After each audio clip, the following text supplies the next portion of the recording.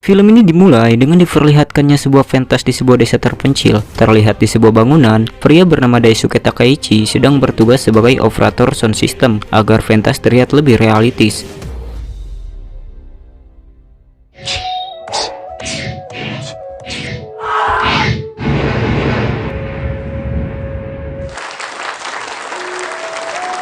Dan setelah pentas berakhir, mendengar tepuk tangan meriah dari penonton, Takaichi pun terlihat lega dengan hasil kinerjanya.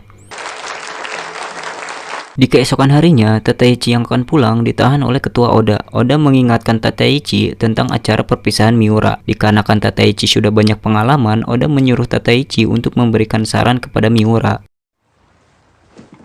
お疲れ様でした。おい立石、今日三浦の送別会だからな。お前外での現場経験が豊富なんだからなんか三浦にアドバイスしてやってくれよ。わかりました。 Dan setelah Takaichi pergi meninggalkan ruangan, gibah sesama rekan kerja pun dimulai. Singkat cerita, Shin beralih ke sebuah acara perpisahan Miura.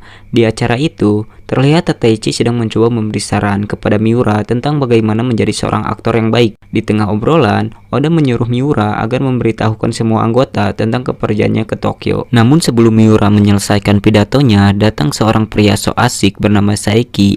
Ia menyuruh semua orang agar mencoba sebuah alat. Konon katanya dengan memasukkan alat tersebut ke dalam hidung, alat itu bisa menunjukkan seberapa murni mereka sebagai orang Jepang. Namun ketika Takaichi disuruh mencobanya, ia menolak dengan alasan dengan merusak membrannya bisa mengurangi panca inderanya. Dikarenakan Takaichi seorang aktor samurai, ia ogah untuk mencobanya. Mendengar hal itu, Saiki yang panas dada mulai bertindak. Hah? Oke.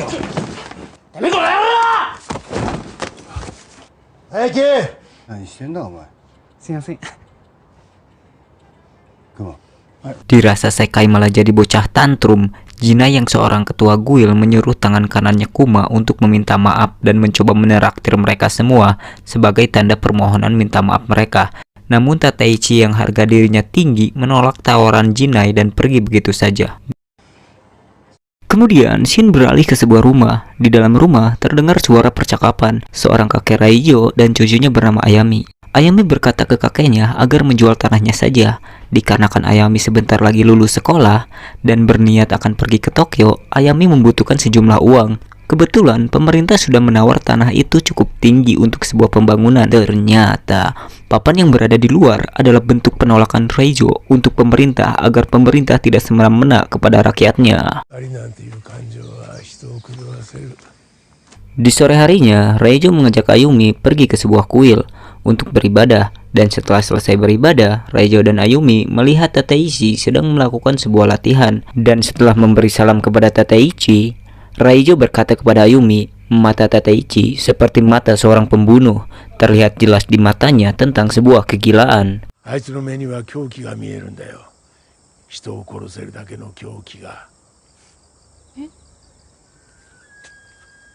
Bak seperti kakak Gam, Raijo yang sudah memberikan kata-kata hari ini pun bergegas pulang.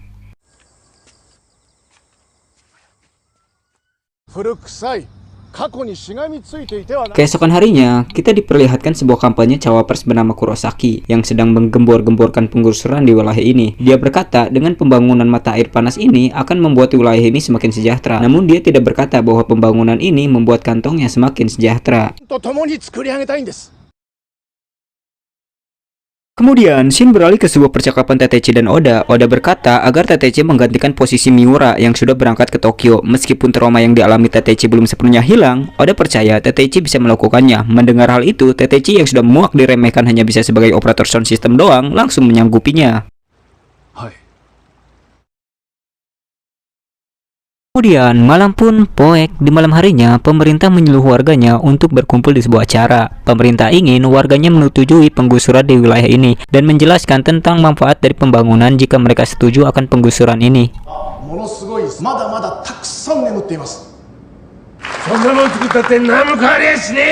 Dirasa omongan Kurosaki hanya sebatas permen karet habis manis dilepehin, Raijo pun menyela pembicaraan Kurosaki. Namun omongan Raijo, si rakyat biasa, hanya sebuah kentut yang gak ada bau-baunya, jadi gak berefek. Melihat omongannya tak berefek, Raijo pun mengajak Takaichi untuk pergi saja. Tiba di sebuah ruangan, dengan kesalnya Raijo berkata, pemerintah mengadakan acara ini hanya untuk menyuap mereka. Pemerintah selalu berpikir dengan uang dan jabatan, mereka bisa melakukan apa saja. Dengan 3 kata alasan, ini untuk rakyat. Melihat Raijo yang terus-terusan ngomel, Tateichi mengajak Raijo untuk pulang saja, daripada kena stroke. Namun yang terjadi...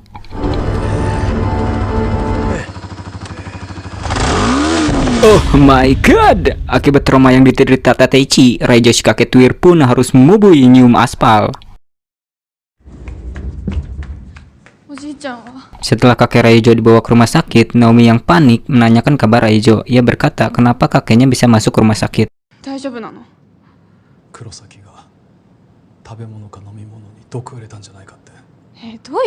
Eta si goblok, anak dajal. Takut Naomi membencinya, Tateichi pun berbohong tentang sebab bagaimana Raijo bisa masuk ke rumah sakit.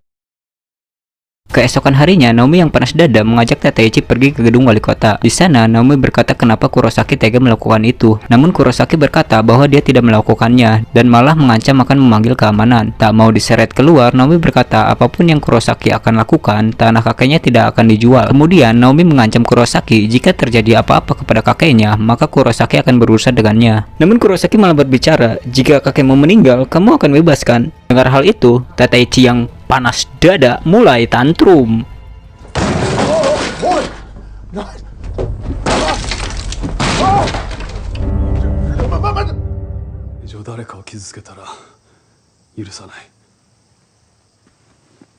Dirasa sudah terlihat keren di depan Naomi, Tateichi yang tantrum pun bergegas pulang.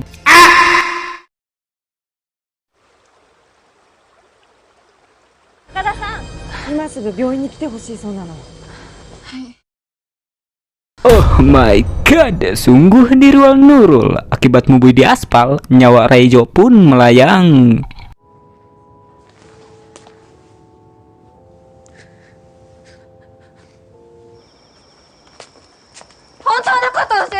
Kurosaki たちがおじいちゃん殺したって言ったよね。だからそれは毒が体中に回って。毒なんて検出されなかったの。 Akibat kebusukannya terbongkar, Tateichi pun termenung persis orang kalah judol.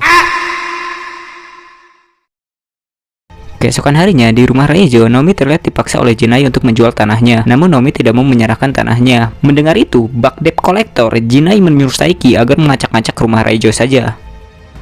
Saiki.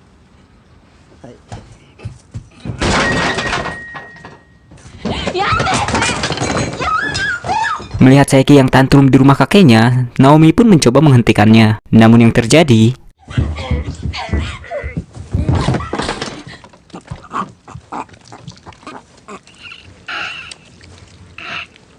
Oh my god, Saiki yang tantrum pun harus gugur di scene ini. Kemudian Naomi yang panik bergegas melarikan diri.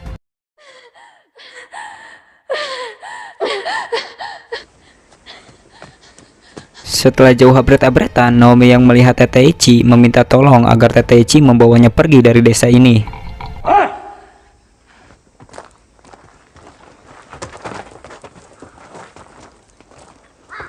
Dirasa sudah tidak bisa lagi lari, Naomi yang panik pun berkata,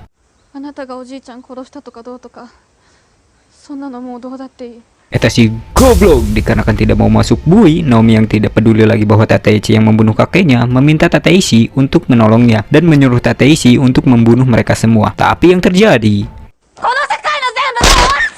Oh my god, apakah Tateichi selamat?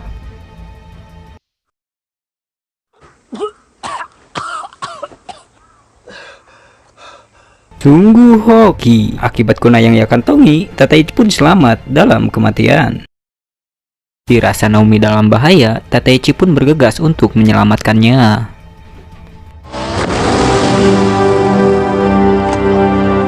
Bak seperti John Wick, Tateichi pun mulai membrutal.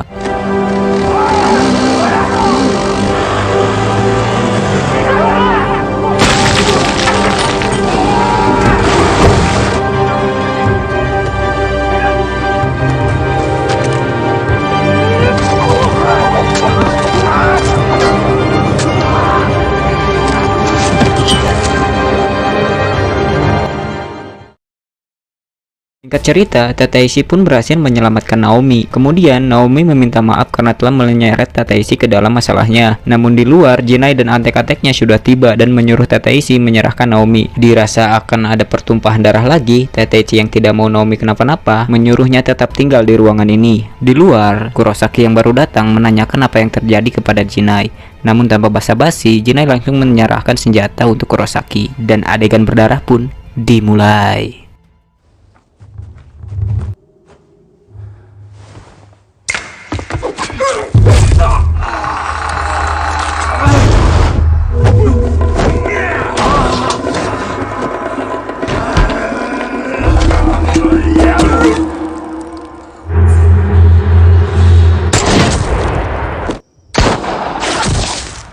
Sungguh mubazir. Akibat tidak mau disebut cewek beban, Naomi si gadis SMA pun harus tumbang.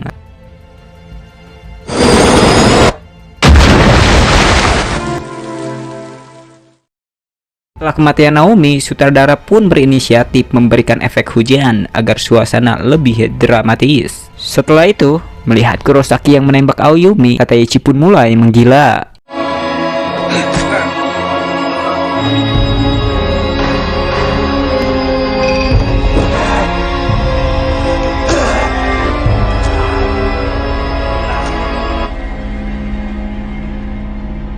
Setelah berhasil merujak Kurosaki, Tateishi pun mulai menargetkan Jinai.